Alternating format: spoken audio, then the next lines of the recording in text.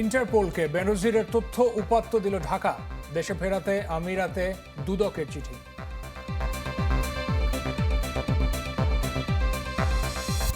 আটক নয়, দিল্লি বিমানবন্দরে হয়রানি বললেন প্রতিবাদ হিসেবে ঢাকায় ফেরার কথা বললেন জাহিদুর রহমান। দেশকে বিভাজন থেকে নিয়ে আসছে। হ্যাঁ, আপনার একটা মতামত থাকবে, আমারও একটা মতামত থাকবে, কিন্তু তার অর্থ এই নেই যে আমার মতামতটাকে বাস্তবায়নের জন্য একদম আপনার মতামতকে একদম দমিয়ে রাখবো এবং বিভাজিত করে দিব আমরা জাতি বা সমাজটাকে। অন্যের মত দমিয়ে নয়, আইনের শাসন নিশ্চিতে গুরুত্ব প্রধানমন্ত্রীর। চীনা অর্থনৈতিক অঞ্চল প্রকল্প অনুমোদন। মোহাম্মদপুরে অপরাধের লাগাম টানা যাচ্ছে না। আদাবরে ছিনতাইকারীর ছুরিকাঘাতে আহত 2 পুলিশ সদস্য। এবার লালমনিরহাটে শিশুকে খুনের পর মাটি চাপা, অভিযুক্তের বাড়িতে স্থানীয়দের হামলা, ভাঙচুর, আগুন।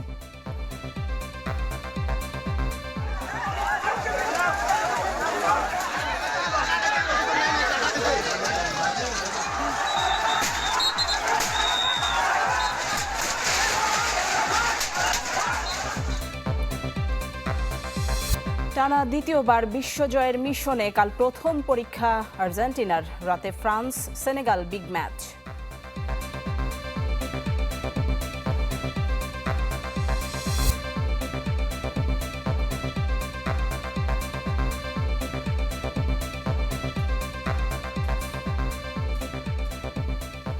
আমন্ত্রণ চ্যানেল 24 রাত 10টার খবরে। শুনছিলেন সিলন ফ্যামিলি ব্লেন্টি। শিরোনামগুলো আপনাদের সাথে আমরা দুজন আছি, আমি ফারজানা নিশি এবং রহমান রাশেদ।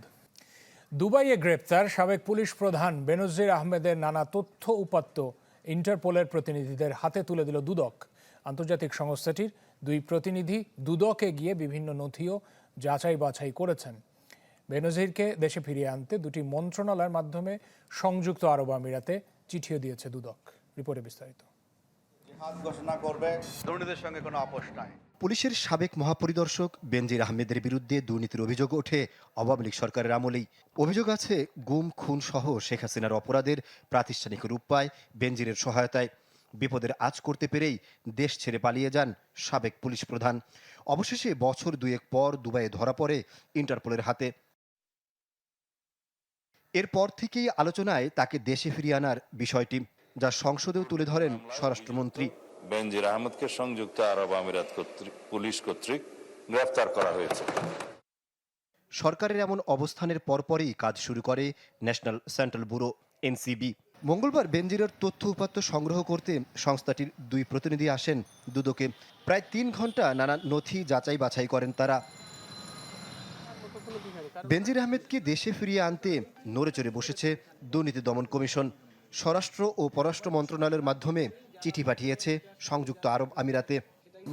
এক্সট্রাডিশন প্রপোজাল স্বরাষ্ট্র মন্ত্রণালয় যাবে, স্বরাষ্ট্র মন্ত্রণালয় পররাষ্ট্র মন্ত্রণালয় আজকে যাবে। সাবেক আইজিপি বেনজির আহমেদকে দেশে ফেরানোর বিষয়ে সমস্ত ডকুমেন্টস তার সাথে অ্যাটাচ করে প্রেরণ করা হয়েছে অলরেডি। নানামুখী উদ্যোগের পর কোন প্রক্রিয়ায় দেশে আনা হতে পারে বেনজির আহমেদকে, এখন তারই অপেক্ষা। আহমেদ সোহাগ, চ্যানেল 24, ঢাকা। দিল্লি বিমানবন্দরে হয়রানির অভিযোগ তুললেন প্রধানমন্ত্রীর তথ্য উপদেষ্টা ডাক্তার জাহিদুর রহমান। সচিবালয় সংবাদ সম্মেলনে জানান, ইমিগ্রেশন কর্মকর্তাদের আচরণের তাৎক্ষণিক প্রতিবাদ হিসেবে ফিরে আসেন ঢাকায়। দাবি করেন তাকে আটক রাখার তথ্য সঠিক নয়। বলেন বাংলাদেশ বিকিয়ে প্রতিবেশীর সাথে সম্পর্ক নয়। কি হয়েছিল দিল্লিতে রাগঢাক বাদ দিয়েই নিজের মুখে সবটা বললেন প্রধানমন্ত্রীর তথ্য উপদেষ্টা। এই রাষ্ট্রের একটা পদে আছি, সেই পদের প্রতি যে সৌজন্য সেটা ল্যাক করেছে বলে আমার মনে হয়েছে। শুরুতে জানান, বর্তমান সরকার জনগণের ভোটে নির্বাচিত, বার্তাটা প্রতিবেশীকে দেয়া ছিল জরুরি। টু মাচ, আমি আর অপেক্ষা করব না, আমি ব্যাক করব। তারপর আমি আসলে আমার পাসপোর্ট ফেরত চাইলাম। ইন্টারিম সরকারের সময় তারা অনেকবার এই কথাবার্তা বলেছেন যে গণতান্ত্রিক সরকারের সাথে তারা, নতুন সরকার যেটা আসবে, যেটা জনগণের ম্যান্ডেট প্রাপ্ত, তার সাথে তারা এনগেজ করবেন। আমি আশা করি তারা সেটায় এগিয়ে যাবেন এবং আমি যদি কোথাও কোনোভাবে রোল প্লে করার সুযোগ পাই, ইনভিটেশন পাই, নিশ্চয়ই ভারতে যাব। একই সাথে স্পষ্ট করেন নেতিবাচক কিছু হোক তিনি চাননি, বলেন প্রতিবেশীর সাথে আত্মমর্যাদার সম্পর্ক হোক পারস্পরিক শ্রদ্ধার ভিত্তিতে। আবারও বলছি, এটা কোনো শত্রুতার বিষয় না, এটা হচ্ছে একটা মেসেজ আমার জায়গা থেকে মনে হয়েছে দেয়া উচিত যে আমি ম্যালট্রিটেড হয়েছি, আমার সাথে সঠিক বিহেভ করা হয় নাই। এক প্রশ্নে উঠে আসে কূটনৈতিক পাসপোর্টের প্রসঙ্গ। এর সাফ জবাব দেন ডাক্তার জাহিদুর রহমান। কূটনৈতিক পাসপোর্ট কোনো কারণ না, কারণ আমার পাসপোর্টে সার্ক স্টিকার দেয়া হয়েছে, তার মানে কূটনৈতিক পাসপোর্ট যেভাবে কাজ করে সেভাবে এফেক্টিভ হওয়ার কথা। অন্য কারণ ছিল, ওইগুলো আপনারা ইন্ডিয়ান মিডিয়াতেও আসলে কম বেশি এসছে। তিনি জানান বাংলাদেশ হাইকমিশনের কোনো গাফলতি ছিল না, উড়িয়ে দেন আটকে রাখার কথাটিও। নানান কথাবার্তা কোনো একটা রুমে নিয়ে আটকে রাখা হয়েছে, না, একদম একদম ভুল কথা এগুলো। আর আমাকে খুব বেশি জিজ্ঞাসাবাদ করা হয়নি আসলে। ডিল করছিলেন হাই কমিশনার, আমাকে একটা জায়গায় বসতে দেওয়া হয়েছে, যে বসতে দেওয়াটাও আমি মনে করি এই রাষ্ট্রের একজন প্রতিনিধি হিসেবে was not suitable for me. আমাদের হাই কমিশনার প্রথম থেকে আমার সাথে ওখানে ছিলেন, এটা সবচেয়ে জরুরি কথা। আমাদের হাই কমিশনার সম্পর্কেও অনেক কথাবার্তা বলা হয় যে তার দুর্বলতা গাফিলতি কিছু ছিল কিনা। আমি এখানে স্পষ্টভাবে বলছি, আমি ওখানে ল্যান্ড করার পর থেকে শেষে আমি ইন্ডিয়ান টাইম রাত 12:30টায় একটা ফ্লাইটে কলম্বো হয়ে ঢাকায় ফিরেছি, কারণ আমি চাইনি ভারতের ইমিগ্রেশন ক্রস করব, সেই জন্য আমারও বেশ কিছু ঝুট ঝামেলা হয়েছে। পুরো সময়টা হাই কমিশনার পাশে ছিলেন। এখন বাকি সংকট সমাধানের জন্য পররাষ্ট্র মন্ত্রণালয় এগিয়ে আসবে বলেও আশা প্রকাশ করেন তথ্য ও সম্প্রচার উপদেষ্টা। যেহেতু দুদেশের ইস্যুতে পরিণত হয়েছে, এখানে একটা কূটনৈতিক পারস্পরিক যে যোগাযোগ আছে সেটা স্থাপিত হয়েছে, সেটা তাদেরকে ডিল করতে দেয়। মোর্শেদ হাসিব, চ্যানেল 24, ঢাকা। প্রধানমন্ত্রী হিসেবে অনেকটা চাপে রয়েছেন মন্তব্য করলেন তারেক রহমান। মাঠ পর্যায়ে সাংবাদিকদের সাথে মতবিনিময় তিনি বললেন যে কারো মত দমন করতে চায় না সরকার, বরং গঠনমূলক সমালোচনাও করা যাবে, তবে কোনো তথ্য যেন ভুলভাবে উপস্থাপন না হয় সেদিকে সতর্ক থাকতে সাংবাদিকদের আহ্বান জানালেন তিনি। দায়িত্ব গ্রহণের পর প্রথমবারের মতো মাঠ পর্যায়ের সাংবাদিকদের সঙ্গে মতবিনিময় করলেন প্রধানমন্ত্রী তারেক রহমান। চীন মৈত্রী সম্মেলন কেন্দ্রে অংশ নেন এক মধ্যাহ্নভোজে। ১.৫ দশকে সাংবাদিকদের দীর্ঘ সংগ্রাম আর মুক্তভাবে কথা বলতে না পারার নানা আক্ষেপের কথা শুনেন সরকার প্রধান। মানুষের যে আবেগ, সেটা থেকে আপনি নিশ্চয়ই বুঝতে পারছেন যে 17 বছরে কেমন নির্যাতনের মুখে এবং কেমন নির্মমতার ভিতরে এদেশের মানুষ ছিল। বক্তব্যে প্রধানমন্ত্রী জানান, অন্যের মতামতকে দমিয়ে রাখা নয়, আইনের সুশাসন নিশ্চিত করতে চায় সরকার। আমরা চাই দেশকে বিভাজন থেকে নিয়ে আসতে। হ্যাঁ, আপনার একটা মতামত থাকবে, আমারও একটা মতামত থাকবে, কিন্তু তার অর্থ এই নেই যে আমার মতামতটাকে বাস্তবায়নের জন্য একদম আপনার মতামতকে একদম দমিয়ে রাখবো এবং বিভাজিত করে দিব আমরা জাতি বা সমাজটাকে। আমরা এটা চাই না, এবং সেই জন্যই এই সমস্যাগুলো আইনের দৃষ্টিতে যেমন আমরা সমাধান করার চেষ্টা করব, একইভাবে এই মানুষগুলোকে যতটুকু সম্ভব কাউন্সেলিং করার মাধ্যমে আমরা চেষ্টা করব সমাজ থেকে যাতে এই মনোভাবটাই দূর করা হয়। নতুন সরকারে এসে প্রধানমন্ত্রী হিসেবে অনেকটা চাপ অনুভব করছেন বলেও মন্তব্য করেন তারেক রহমান। সরকারের গঠনমূলক সমালোচনা করলেও কোনো কিছু যাতে ভুলভাবে উপস্থাপন না হয় সেদিকে সতর্ক থাকার আহ্বান জানান তিনি। ভবিষ্যৎটা আমরা এইভাবে যে আপনি সমালোচনা, গঠনমূলক যদি সমালোচনা, ওয়েলকাম দ্যাট, কোনো সমস্যা নাই। তো ভুলটাকে আপনি যদি এমনভাবে উপস্থাপন করেন যে পত্রিকার কাটতি বাড়ানোর জন্য অথবা অন্য কোনো উদ্দেশ্যে, সেটা তো তাহলে উভয়ের জন্যই বোধহয় একটা সময় ক্ষতি বয়ে আনবে। তো মূল বিষয়টা হচ্ছে আপনি আপনার বক্তব্য বলবেন, কেন বলবেন না, আমারও বক্তব্য আছে, কিন্তু ওটাকে ডিফারেন্ট উদ্দেশ্যে যদি আপনি উপস্থাপন করেন তখন হয় কি সম্পর্কটা আস্তে আস্তে খারাপ হতে থাকে। তো আমরা কেন সম্পর্কটা খারাপ করতে চাইবো? আলাপচারিতার এক পর্যায়ে ফুটবলে কোন দলকে সমর্থন করেন সেটিরও কৌশলী জবাব দেন তারেক রহমান। অনেকদিন তো একটা দেশে ছিলাম আমি। শাহনেওয়াজ পাবলু, চ্যানেল 24, ঢাকা। প্রধানমন্ত্রীর চীন সফরের আগে দীর্ঘদিনের ঝুলে থাকা প্রকল্পের অনুমোদন মিলল একনেকে। চীনা অর্থনৈতিক এবং শিল্পাঞ্চলের জন্য সহায়ক অবকাঠামো নির্মাণে খরচ ধরা হয়েছে 4,189 কোটি টাকা। প্রধানমন্ত্রীর সভাপতিত্বে একনেক সভায় এই অনুমোদন দেওয়া হয়। সরকারের দাবি, পুরোটি ধারাবাহিক প্রক্রিয়ার অংশ। 1 দশক পর গতি পেয়েছে চট্টগ্রামের আনোয়ারায় চীনা অর্থনৈতিক ও শিল্পাঞ্চল নির্মাণে। এই অঞ্চলের জন্য রাস্তাঘাট, গ্যাসের লাইন সহ অন্যান্য আনুষঙ্গিক অবকাঠামো নির্মাণে অবশেষে প্রকল্প পাশ হলেও একনেকে। খরচ হবে 4,189 কোটি টাকা। 2027 সালের জানুয়ারিতে শুরু হয়ে যার কাজ শেষ হবার কথা 2031 সালের ডিসেম্বরে। বাংলাদেশ সরকারের একনেক পরবর্তী সংবাদ সম্মেলনে প্রশ্ন ছিল, প্রধানমন্ত্রীর চীন সফরের আগে হঠাৎই কেন এত বছর ধরে ঝুলে থাকা প্রকল্পের অনুমোদন? সরকারের দাবি, পুরোটাই ধারাবাহিক প্রক্রিয়ার অংশ। এটা আসলে গত বৈঠকে উঠেছিল, সময়ের কারণে সে পুরোটা আলোচনা হতে পারেনি, সে কারণে আজকে আবার নতুন করে এটা তোলা হয়েছে। তো এইগুলো কাজের ধারাবাহিকতা। এটা তবে মাননীয় প্রধানমন্ত্রীর সামনে সফর আছে। এদিন একনেকে ফেনী জেলার মানুষকে আকস্মিক দুর্যোগ থেকে রক্ষা করতে অনুমোদিত হয় প্রায় ১৫০০ কোটি টাকার প্রকল্প। পাশাপাশি করতোয়া নদীকে পুনরুজ্জীবিত করতে বরাদ্দ দেওয়া হয়েছে আরও প্রায় ১,০০০ কোটি টাকা। এটা সম্পন্ন হলে এই আকস্মিক প্রকোপ থেকে যদি তৈরিও পরিস্থিতির সৃষ্টিও হয়, তাহলে সেখানে সর্বাপেক্ষা কম ক্ষয়ক্ষতির মধ্যে দিয়ে আমরা যাতে পুরো ব্যবস্থাপনাটা চালাতে পারি, সেটার জন্য এই প্রকল্পটা তৈরি করা হয়েছে। তিস্তা নদীর সাথে এটাকে আবার রিলেট করতে গেলে প্রায় ৭০ কিলোমিটার নতুন করে করতে হবে। সেটা পরবর্তী ফেজের যে আরো প্রকল্পগুলো আছে সেইগুলোতে এটা নেওয়া হবে। প্রধানমন্ত্রীর সভাপতিত্বে অনুষ্ঠিত একনেক সভায় ৭,০০৩ কোটি ৩৬ লাখ টাকার ৫টি প্রকল্প অনুমোদন দেয়া হয়।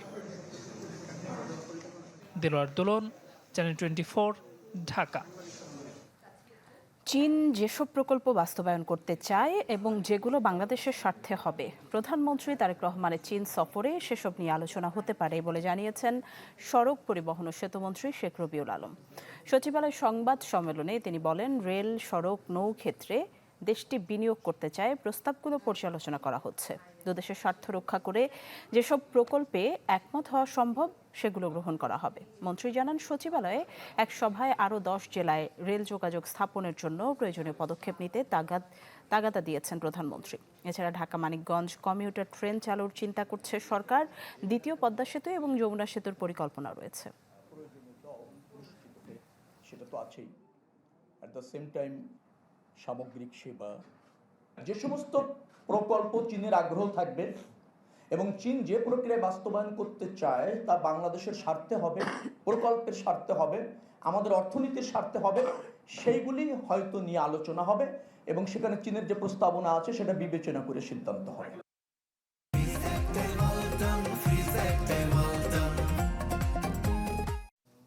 রাজধানী মোহাম্মদপুর ঢাকা উদ্যানে ছিনতাইকারীদের ছুরিকাঘাতে আহত হয়েছেন আদাবর থানার ওসি এবং এক সাব ইন্সপেক্টর।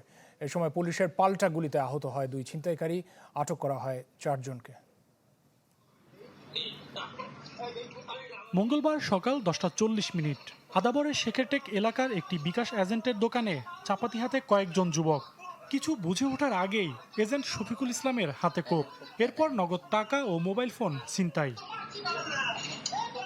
অভিযোগ পাওয়ার পর ছিনতাইকারীদের ধরতে ঢাকা উদ্যানের তুরাগ হাউজিংয়ে অভিযান চালায় আদাবর থানা পুলিশ, যায় ডেল্টা নামে একটি পোশাক কারখানার পেছনের গলিতে। সেখানে একটি ঘরে আচমকা পুলিশ সদস্যদের ওপর দুর্বৃত্তরা ধারালো অস্ত্র নিয়ে চড়াও হয়। পুলিশও আত্মরক্ষায় গুলি চালায়। এ সময় পুলিশের 2 জন ও 2 সন্দেহভাজন ছিনতাইকারী আহত হয়।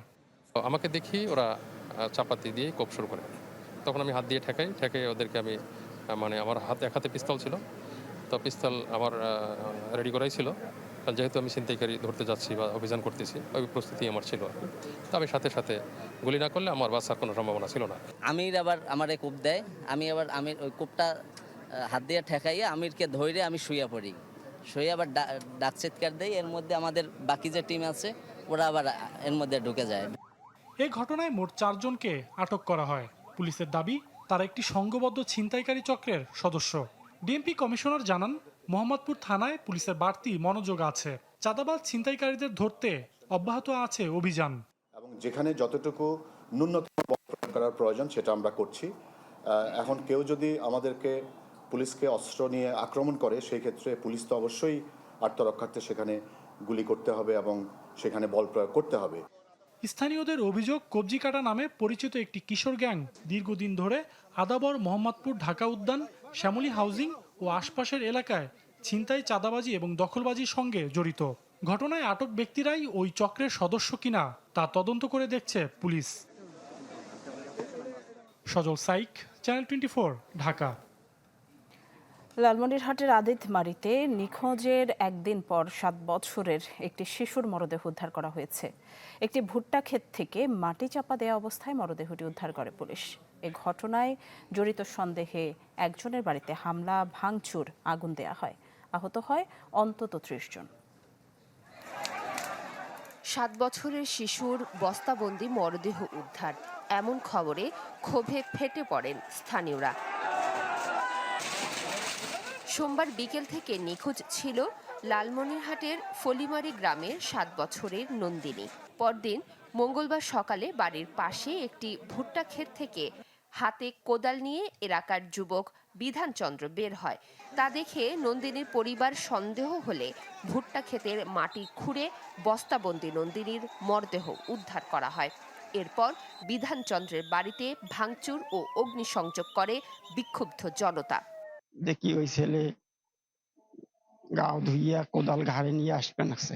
ওই সমাজ থেকে ওনাকে বাদ দিছে, ওই কারণে আমি বলে নাকি কি করছি ওনার নামে, সেই জন্য তারা ওই ছেলেটা আমাকে অনেক, আমি তো কথাই বলি না, ও কিন্তু ওই গ্রামে থাকে। আমরা জানি সর্বোচ্চ যেটা শাস্তি আমাদের বাংলাদেশ সংবিধানের যে ধারা অনুযায়ী তার মৃত্যুদণ্ড যেটা, সেটা আমাদের পাওয়া, সেটা আমরা আশা করি। খবর পেয়ে বিধানচন্দ্র ও তার বাবাকে আটক করে পুলিশ। এ সময় বিক্ষুব্ধ জনতা জেলা প্রশাসক ও পুলিশ সুপারের গাড়িতেও ভাঙচুর করে। আহত হন 18 পুলিশ সদস্য সহ অন্তত 30 জন। এখন আমরা সেখান থেকে ফেরত আসার চেষ্টা করি আসামি নিয়ে, তো সেই পর্যায়ে তারা কিন্তু আমাদের সরকারি সম্পত্তির উপর এবং গাড়িগুলোর উপর আক্রমণ করে, ঢিল নিক্ষেপ করে। সেই পর্যায়ে আমাদের কিছু লোক আহত হয়েছে এবং গাড়িগুলো ক্ষতিগ্রস্ত হয়েছে। আসামি ধরা পড়লো, তার সাথে আর কেউ ছিল কিনা সেটা কিন্তু আমরা বের করার জন্য তাকে আমাদের দরকার। তো আমরা যারা যারা এই ঘটনার সাথে যুক্ত ছিল সবার সর্বোচ্চ শাস্তি এনশিওর করব, এটা আমরা কথা দিয়ে গেলাম। নন্দিনী নিখোঁজের পর আদিতমারি থানায় ডায়েরি করতে গেলে তা নিতে পুলিশ গড়িমসি করে বলে অভিযোগ করেন নিহতের পরিবার। এ ঘটনায় দায়িত্বপ্রাপ্ত কর্মকর্তাকে প্রত্যাহার করেছে জেলা police super. Desk report, channel 24। নরসিংদীর রায়পুরায় 2 গ্রামবাসীর সংঘর্ষে টেটাবিদ্ধ সহ আহত হয়েছেন 3 জন। পুলিশ জানিয়েছে আধিপত্য বিস্তার নিয়ে নীলক্ষা ইউনিয়নের আলাল মুন্সি এবং নাজিম উদ্দিনের দ্বন্দ্ব দীর্ঘদিন ধরে চলে আসছিল। এরই জেরে আজ সকালে সংঘর্ষে জড়ায় 2 পক্ষ। পরে ঘটনাস্থলে পুলিশ গিয়ে পরিস্থিতি নিয়ন্ত্রণে আনে। আহতদের উদ্ধার করে প্রথমে রায়পুরা উপজেলা স্বাস্থ্য কমপ্লেক্সে ভর্তি করা হয়, পরে উন্নত চিকিৎসার জন্য ঢাকায় পাঠানো হয় তাদের। ঘটনার পর থেকেই এলাকায় থমথমে পরিস্থিতি বিরাজ করছে।